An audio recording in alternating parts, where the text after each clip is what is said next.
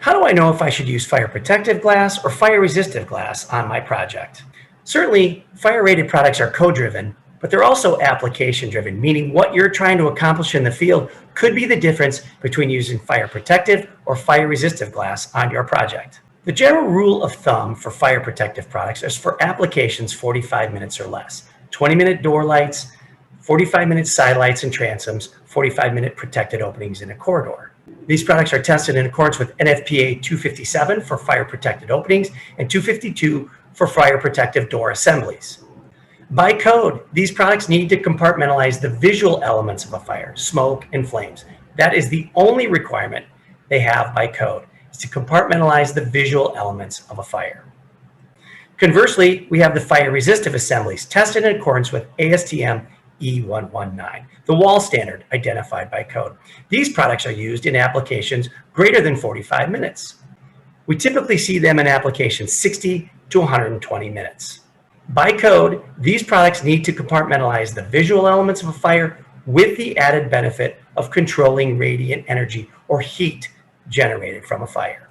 The key distinguishing feature between fire protective and fire resistive is that the fire resistive products have the ability to stop the transfer of radiant heat or energy generated by a fire. The code understands the limitation of fire protective products and as a result limits their use in the field, whether it's size or scope. The general rule of thumb is fire protective products cannot exceed 25% of the aggregate wall area. Once that limit is exceeded, you must graduate to fire resistive products. It's also important to note that Chapter 7 of the IBC does not distinguish between transparent and opaque wall products. As far as the code is concerned, wall products are wall products, transparent or opaque. And so while the code may restrict the use of fire protective products, there is no such limitation applied to fire resistive assemblies because of their ability to control radiant energy. Radiant energy is electromagnetic energy that moves at the speed of light unimpeded through the air. When it makes contact with an object, that energy is converted into heat. We could experience what we call non-piloted or auto ignition. Radiant heat can cause significant damage, not only to a structure, but also to an individual, either leaving a building or seeking safe harbor waiting rescue. We measure radiant heat flux in kilowatts per square meter. Metrics show us that some fire protective products can allow up to 25 kilowatts per square meter in as little as 15 to 20 minutes. We know that wood will auto combust at 12. To put that into context, unbearable human pain is felt at 5 kilowatts per square meter. That's why understanding the distinction between fire protective and fire resistive products is so critical when it comes to specifying and detailing fire rated products.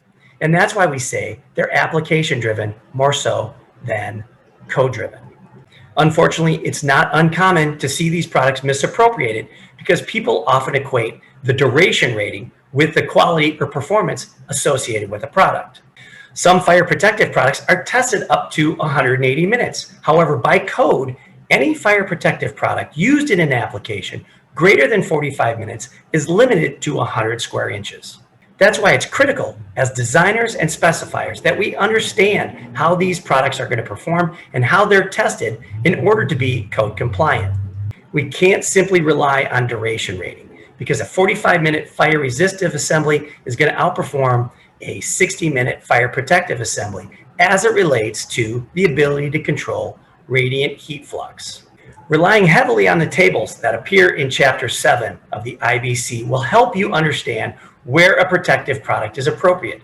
Since 2012, the IBC has included specific language that says not applicable or NA in these tables where fire protective products cannot be used and fire resistive assemblies are required by code. If you still have questions, feel free to visit www.safety.com or contact your local safety representative. They're more than willing to help you understand the nature and performance levels of our products.